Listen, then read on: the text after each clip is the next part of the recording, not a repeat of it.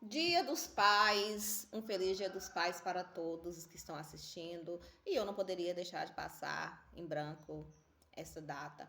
E para isso fiz esse vídeo para falar dos pais da literatura, de alguns pais, não, da nossa literatura e da literatura universal, no modo geral. E começo aqui por um romance que eu li recentemente. Demorei um tempo para ler, gente, mas afinal de contas não era um romance pequeno.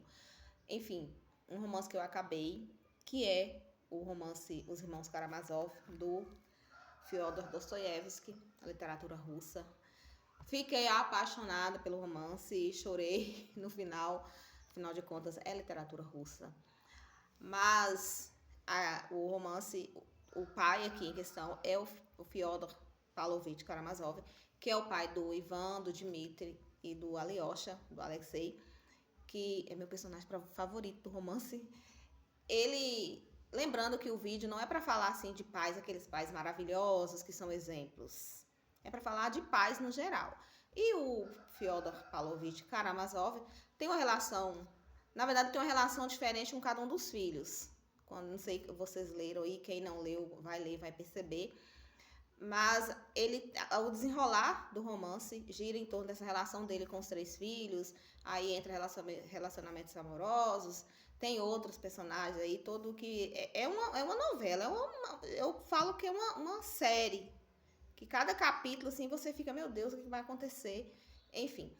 E essa relação com um dos filhos é uma relação um tanto quanto conturbada, vai acontecer e vai desenvolver o romance à medida que ele desenrola, vai ocorrer eventos aí que vai culminar em situações trágicas, que eu não vou falar muito, senão vai dar spoiler. Mas enfim, recomendo a leitura. O primeiro pai, então, é o Fyodor Pavlovich Karamazov. O segundo pai, ainda neste romance, que eu acho muito interessante sobre ele, que é, eu vou ter que ler o nome aqui, gente, porque é literatura russa e é difícil falar o nome. É o Capitão Snegiryov. Snegiryov. Sim, tem um capítulo aqui que fala que ele é um pai que, assim, dificuldades financeiras, enfim, situações como alcoolismo, mas ele é um pai muito amoroso para os filhos, principalmente para o menino, que vai também, tem um capítulo aí que acontece que esse menino ele acaba brigando com os colegas justamente para defender o pai. E esse capitão, ele é um pai muito presente. É um pai que está muito, que preocupa com os filhos, que mantém sua honra ali para defender a sua família, certo? Depois dos Irmãos Karamazov, tem esse romance aqui que ele é pouco falado. Os meninos que enganavam nazistas. Eu vejo perfis sobre literatura, eu quase não vejo ninguém falando sobre esse romance. Gente, ele é maravilhoso. É um romance baseado em história real. Ele está no hall aí do Diário de Anne Frank, do Menino Pijama Listrado, que é sobre a Segunda Guerra Mundial. É um romance. Ele é triste, porque, assim, gente, romances sobre Segunda Guerra Mundial, sobre nazismo, não é fácil de ler. Quem já leu aí sabe do que eu estou falando. Mas ele é ao mesmo tempo terno, profundo, porque é uma amizade entre os dois irmãos que acabam fugindo de casa para se protegerem, se manterem em vida, correndo aí da perseguição nazista. E o pai deles, que é o Roman Joffo, desculpe, que é o pai dos meninos, ele é um pai muito presente, muito amoroso. Inclusive, ele tem essa ideia de mandar os meninos saírem, porque assim, ele preocupa, se eu falhar, se eu morrer, tudo bem, mas os meus filhos vão sobreviver para manter viva a minha linhagem. Então ele manda os meninos, e esses meninos vivem aventuras assim, gente, que vocês não têm noção. É muito, muito profundo. Ao mesmo tempo que, como eu falei, que é tenso o romance, ele também é muito maravilhoso. Então os meninos têm o, o Joseph, tem o Joseph e o Maurice. Um tem 10 e o outro tem 12 anos. Eu não sei muito qual é a idade certa, mas eu sei que um tem 10 e o outro tem 12 anos.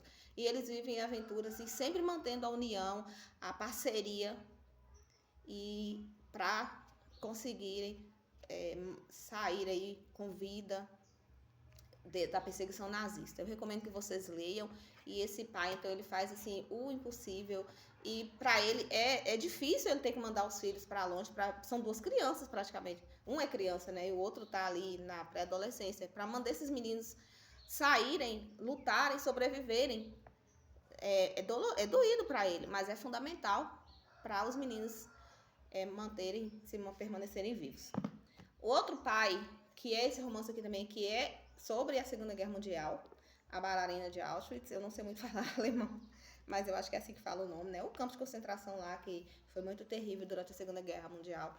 E este romance, ele também é a história real da Edith Eger, inclusive ela é viva, psicóloga, especialista em tratar traumas de guerra, estresse pós-traumático, enfim.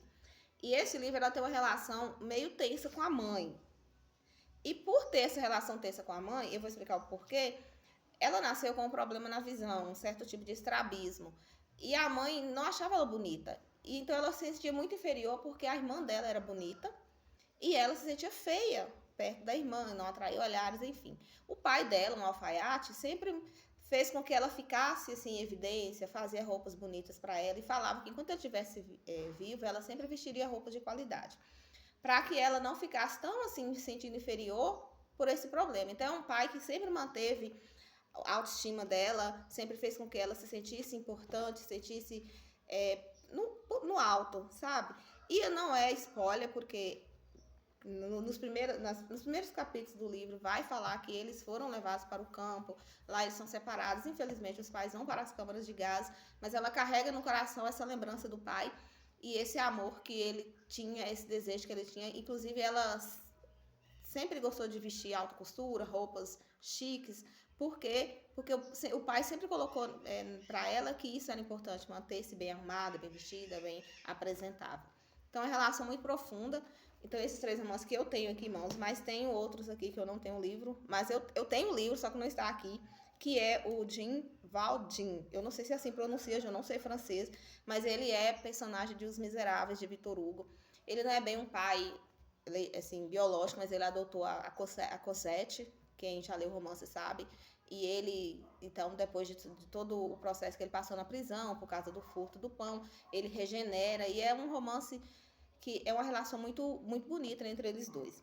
Depois nós temos o Vito Corleone, do Poderoso Chefão, do Mário Puzo, que aí é um filme bem conhecido da década de 90, que ele mexe com um esquema meio suspeito, mas em si, com os filhos, ele é um pai muito presente, muito preocupado e sempre de manter o cuidado com os filhos dele.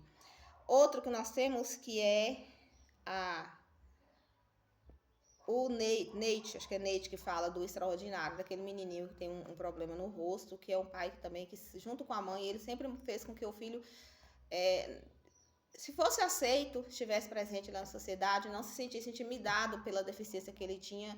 E, enfim, que é um filme que, assim, um livro que eu sempre choro, porque é uma coisa muito profunda, como que ele fez o menino se sentir importante e o menino manteve a confiança porque o pai acreditou nele. Tem outros, como aqui no Brasil, eu gosto de citar o Bentinho, do Dom Casmurro. Não é um exemplo de pai, assim como também tem romances aqui como que não são. Mas o Bentinho, ele tem sim uma relação com o filho. E não é uma relação maravilhosa, todo mundo sabe, porque as crises de ciúme, as paranoicas dele lá fez com que ele se afastasse do filho. Mas é um livro também que fala dessa relação de pai e filho aqui na literatura brasileira. Enfim, há outros romances que falam da relação entre pai e filhos, mas eu falei desses aqui e eu espero que vocês tenham gostado. E vocês comentem aí qual o seu pai preferido da literatura. Tem algum que você gostaria que falasse? Quem sabe eu faça uma parte 2 do vídeo. Coloque nos comentários e um grande abraço. Até a próxima.